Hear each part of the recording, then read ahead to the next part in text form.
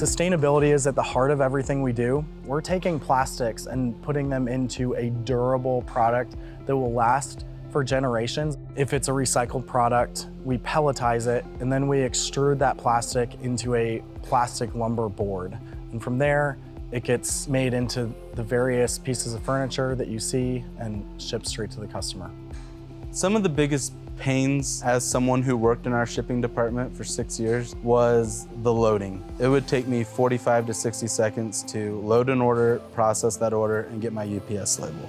With ShipHawk, I can process a dozen orders, click a button, and get all of my UPS labels.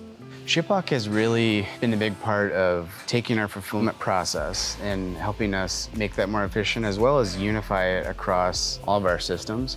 ShipHawk and Acumatica integration has really helped us in many ways because we are able to sync order fulfillment and shipment fulfillment back to Acumatica.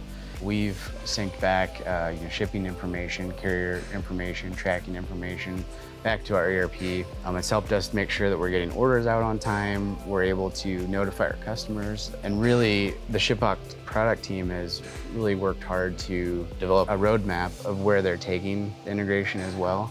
Another way we've been able to scale is batch processing our shipments. We'll get a lot of orders that are for one carrier. And with ShipHawk, when we take those orders that have smart packs been applied and we know that their carrier is correct, our processors can go in and batch process those, and they can kind of do as many as we set up in the batch. So that allows them to quickly get labels and keep moving. And that's one way that we've been able to kind of scale and ramp up our output. We're definitely seeing improvements in the shipping team's workflows. That saved our IT team a bunch of time because we've now empowered the user to use the app wherever they need to be.